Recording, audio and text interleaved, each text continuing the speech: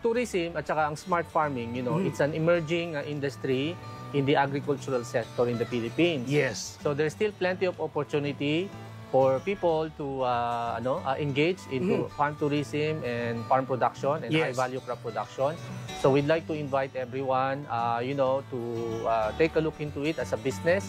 And then if you have questions about it, we are open. Yes. Ano po makontak ang Bukid Amara, Sir Michael? We are inviting you to visit us. We do conduct a series of training on farming. Nandito po kami sa bayan ng Lucban, sa probinsya ng Quezon. Yes. Mabilis naman po kaming hanapin dahil kami landmark na. Nasa Google Map po tayo. Type nyo lang po ang Bukid Amara tsaka sa Waze. Yes. Malapit po kami. Ang pinaka-landmark namin yung Kamay ni Jesus. Yun. Na dinadayo dito sa Lucban. We are just 5 minutes away. Yes. So, inaanyayahan ko po lahat na kung kayo ay interesado sa farm tourism or smart farming, please visit us.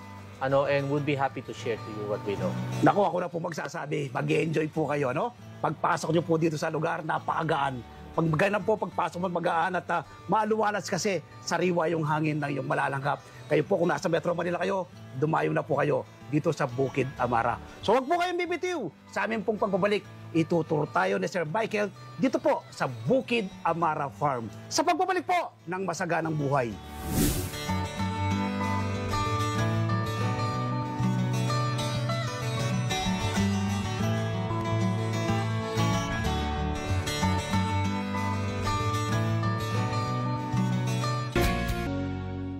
Nagbabalik ang masaganang buhay. Nandito pa rin po kami sa Bukid Amara Farm at kasama ko pa rin po si Sir Michael. Ituturo tayo dito po sa kanilang napakagandang farm. Sir Michael, anong melon ito eh? Anong klase ng melon ito? Well, ito yung tinatawag nating Japanese melon. Alright. In-introduce namin ito dito sa Pilipinas 2 years ago. Yes. Sinubukan namin i-develop yung cultivation management para dito. Yes. Ito yung first na Japanese melon na commercial na nagagawa sa Pilipinas. Ito yung malutong at matamis sa Sir Michael. Yung mamahalin na melon. Ano pong method of farming na ginamit natin dito, Sir Michael? Napakaganda. As you can see, matatangkad to, no? Yes, Naka-greenhouse tayo. This is a soilless-based soilless. melon cultivation. Hindi kami gumagamit ng lupa. Yes. Naka-drip irrigated ito. Alright. And then dito namin sa coco peat pinapalaki itong melon. So, kaya naman po yan with science, talagang kontrolado namin lahat ng patubig at pataba. Yes. Pati yung pag-grow ng halaman. Kaya nakikita nyo, napapalaki namin ng magaganda. Halos pantay-pantay. Yes. Ang gagaling. Paano po ito tinatanim, Sir Mike, at pagkakatanim nila, kailan po tayo pwedeng umarbest at paano natin malalaman na pwede sa i-harvest? Yes, normally ito, soilless. Meron kami maliit na 10 liter na paso. Yes. Sa isang paso, nagtatanim ka ng isa. Opo. And then within 3 months, pwede na tayong mag-harvest ng full grown. So 90 days more or less? 90 days. Alright. And ang target namin dito, kahit maka 1.5 kilo per fruit, yun ang aming target na weight. Ang importante lang dito is, ngayon kasi ang tawag namin dito fruit expansion stage, lumalaki siya. Lumalaki siya. So kailangan ma-meet namin yung target namin na 1.5 kilo. Ngayon, siyempre dahil ito ay halaman, nag-i-interact siya sa environment. Yes. Pag medyo makulimlim ng ganito, medyo bumabagal ang paglaki. Pag maaraw na maaraw, mas matamis. Yes. Pag maaraw na maaraw, tsaka mas malalaki. Sir Mike, ito po yung sinasabi yung smart farming. Yes po. Ibigyan mo nga ng konting explanation para sa mga viewers natin po. Sa smart farming kasi, everything is quantifiable. Lahat nasusukat. Opo. And then lahat ng inilagay mo precise. Yung amount ng pataba, amount ng patubig on a daily basis ay sinusukat namin. Alright. Kung mapapansin nyo nga, meron kami mga weighing scale sa iba nito, may timbangan kasi mini-measure namin yung paglaki. Okay. And then pati ang dahon, binibilang namin.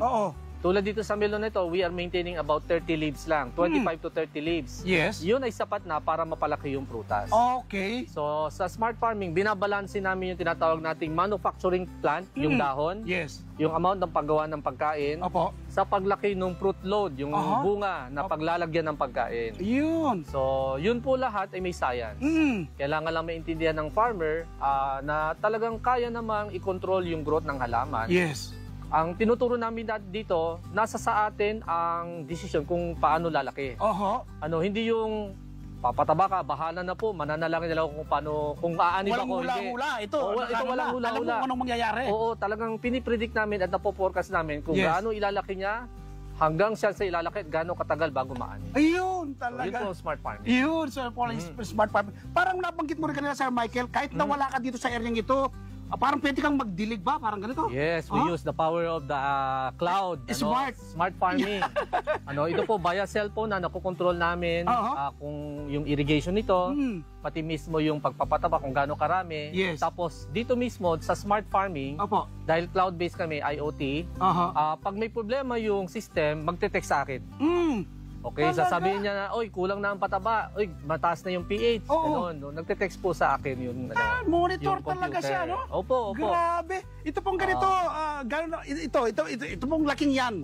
Mga ilang, ano po yan, days na po yung mga yan? Ito po, from pollination ang tawag namin Yes. is 16 days na ito ngayon. 16, Okay, kasi di ba sabi natin ito ay anong tawag dito, 90 days to harvest. Normally, ito ay na-pollinate around 45 days. Yeah. So, plus 16 days, so Yes. alam namin kung gaano katagal na yung prutas, ano? So, dahil ito yung 16 days na, ang maturity po nito is Yes. about 50 days from pollination. Ayun. So, ibig sabihin, kung 16 days na to, we still have 24 days to go. Opo. 34 days to go Malapit bago na, ma-harvest. Malapit ano? na. So itong So, yun. Christmas, tama-tama to, Sir Mike. Actually, nakaprogram po to sa Pasko at saka sa New Year. Talaga naman. Oo. Sustainability, Sir Mike, alam mo, no? Opo, Kailan mo nakaprogram din po. program siya, Oo, kung kailan namin i-harvest sa Oo. smart farming, nakaprogram by the day, kaya namin kumpitin. Okay, lipat tayo ngayon dito sa kabila. Tignan Yan. natin. Alright. Dito naman po tayo ngayon sa mga tanim na papaya dito sa Amara. Sir Mike, Yes. ano pong variety ng papaya itong gaganda? Actually, ito po ay Red Lady. Red Lady. Red Lady. Alright, ang gaganda po. Arbisin ko Malalaki. nga ito nga. Arbisin ko. Ang lalaki. Oo. Naku, grabe naman, oh. So ito siguro mga nasa 2 kilo may dito, Sir Mahigit Mike. po. Oo. Paano po ito tinatanim?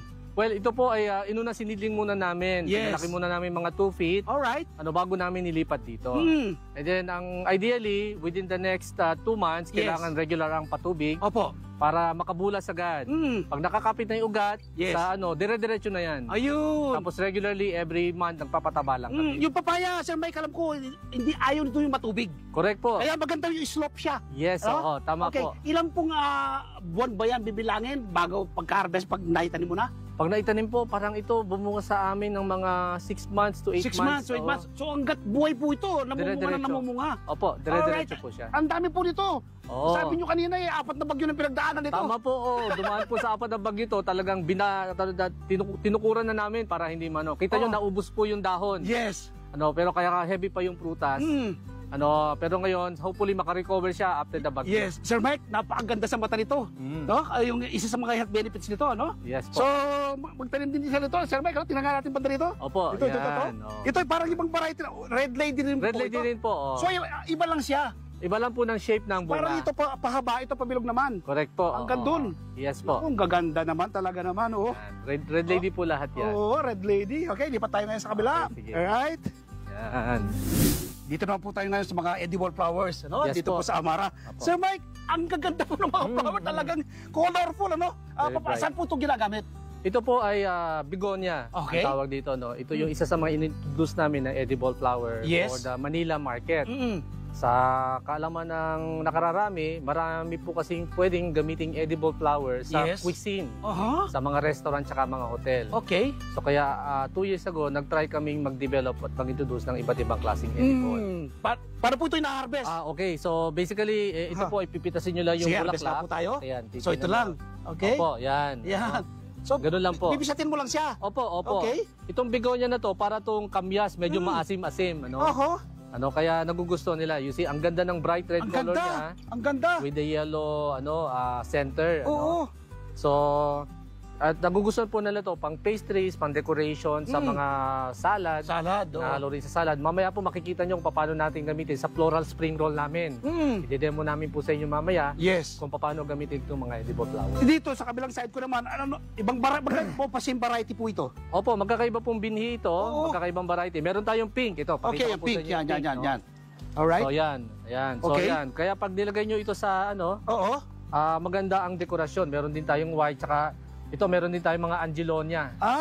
Okay. Iba pa rin klase ng edible flower to. Oo.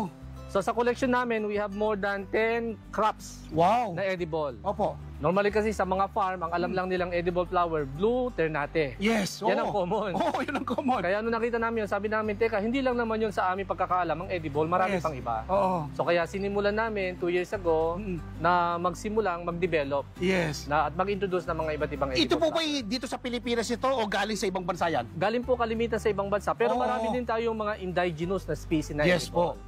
Tulad halimbawa ng kamantige, Apo. halimbawa. So isa yan sa mga ginagamit natin. Maging yung tawag natin cadena de amor. Yung cadena de amor yan ay weeds lang, damo lang. Oo. Pero actually, in fact, edible yung bulaklak. No? Ayun, tingnan po natin Ayun, mo rito. ganun po. Grabe, gaganda.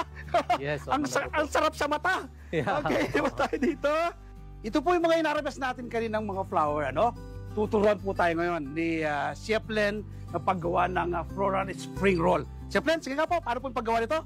So, bali po, ang gagawin po natin ay kukuha Okay. po tayo ng rice paper. Ito Alright. po, rice paper. Mhm. So, ilolublog po natin Sa siya. tubig? Yes po. Alright. Okay, para lumambot siya. Opo. Okay. So, Sige. bali pagka ganyan po, Mhm. kukuha po tayo ng mga edible flowers Sige po. nga, alright. So, Okay. sa pamamagitan po nito. Inarabas namin kanina si Yes Sir po, Michael yan. opo. Yan. Yes po. Okay.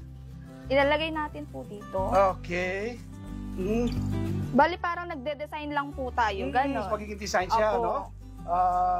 Tulungan nga kita, pwede kong maglagay dito? Ito, pwede rin to? Yes Sige po. nga, sige nga. Tutulungan ko na si Chef Len. Alaga naman, para pag uwi ko sa bahay, abay, gagawin ko na to. Yan. Okay. So it's an art po, parang art ang magiging dekorasyon niya pagkatapos Sige nga, na alright. ilagay niya sa Alaga naman, So no? kanya-kanyang style at Oo. artwork. Oo. Tsaka parang nakikinikilit ako, Sir Mike, napaka-healthy nito. Yes po, ito yung talagang- farm-to-table concept po. Yes, oo. Alright. So ang ating mga bisita, pwede silang mag-harvest ito, tapos nagde-demo kami ng floral spring roll making Okay. para sa ating mga visitors Oo. as part of our gastronomy Yes. offer. Okay. Next, Chef Len. Next po ay ito pong egg. Egg. Yung prinitos po nating egg. Alright. Tapos Okay. lalagay po natin dito. Then yung lettuce po natin. Lettuce. Alright. Fresh. Yeah. Opo. Nasa ano pa yan? Ayan, Yes nasa po. kokopit pa yan. Yan, no? Talaga naman. Talagang, table to table na nga siya. Yes Ayan, po. no? Pagkatapos nito po ay yung ating cucumber, Cucumber. po. Alright. Yes po. Mhm. Then, Oo. yung ating carrots, Carrots. Alright. po. Ito ba ang ating noodles? Noodles. Yes po. Oh, talaga naman. Okay. At tapos, ako talaga naman, natatakam na ako, Sir Mike, ha? Ito pong ating chicken po. Chicken, alright. Opo. Aha. Then pagkatapos po niyan, I-roll. i-roll po Alright, natin. sige, oh. Aba, talaga naman. Naku, sa itsura pa lang, eh. Nakakatakam-takam na to, Sir Mike, ha? Yes, oo. Talaga So yan naman. ang ating ino-offer dito for experiential tour. Oo. Sa, Okay. Yes po. Talaga Ayan naman po. ganda. Yan. Pwede nang kainin ito. Yes po. Meron po kaming special sauce po. Alright. Yan, ito. Pwede ko na Dipping tikman ito? sauce. Pwede ko na tikman ito? dip. Malalaman natin kung gaano ito kasarap, no? Yan. Tikman natin. Mm. Mmm. Mhm. Ayan, may edible flower po yan. Mmm. Kamusta po? Panalo! Grabe! Oo. Yan. Akala ko itong mga flower na to, pan-display lang yan. Mhm, mhm. Hindi pala. Pwede Grabe, po. sarap. Oo. Napakasarap. Yes, oo. Sir Michael, paano po makakatikim ng ganito kasarap ng ating mga kabayan? Imbitahan niyo po para po makikita yung Amara. Opo, ito po ay part ng aming tawag naming experiential tourism, yung floral spring roll making. Ito. So, for those who would like to or interested to experience it, pwede po kayong mag-book sa Facebook page namin, mag-inquire kayo. Again, nandito po kami sa Bukid Amara sa Lucban, Quezon. Yes po. And we are more than happy to entertain groups who would like to experience this.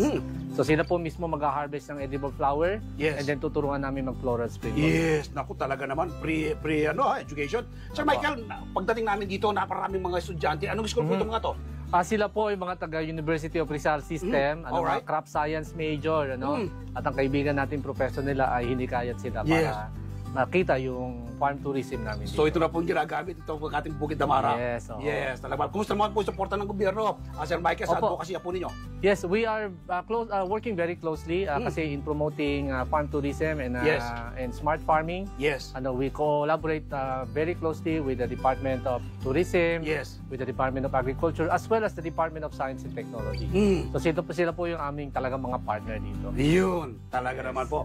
Si Sir Michael Caballes, owner po ng Bukid Amarapang. Ito po yan sa Lucban, Quezon. Huwag po kayong bibitiw. Magbabalik pa ang masaganang buhay